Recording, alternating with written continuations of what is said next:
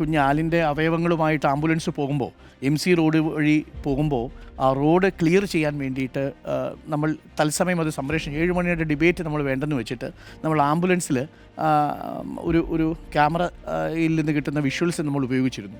ചില ആളുകളൊക്കെ വിളിച്ചു പറഞ്ഞു, നിങ്ങൾ ഒരു ചാനലിൽ മാത്രം ആ വിഷ്വൽ കൊടുക്കുന്നു. യഥാർത്ഥത്തിൽ അങ്ങനെയൊന്നുമില്ല.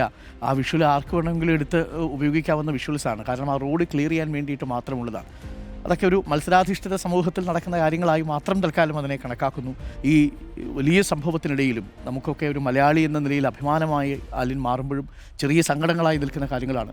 റജീ സാമുവൽ പറഞ്ഞത് വളരെ പ്രധാനപ്പെട്ട കാര്യം, ഇതിൻ്റെ പേരിൽ തട്ടിപ്പ് നടത്താൻ ഇറങ്ങിത്തിരിച്ചിരിക്കുന്ന ചില മനുഷ്യ മൃഗങ്ങളുണ്ട്, അങ്ങനെ തന്നെ പറയണം. അവരെ തിരിച്ചറിയുക, നിയമത്തിന് മുന്നിൽ കൊണ്ടുവരിക. ദയവ് ചെയ്ത് പ്രിയപ്പെട്ടവരാരും ഇതിൻ്റെ പേരിൽ ഒരു പൈസ പോലും ആർക്കും സംഭാവനയായിട്ട് നൽകേണ്ടതില്ല എന്നുള്ളതാണ്.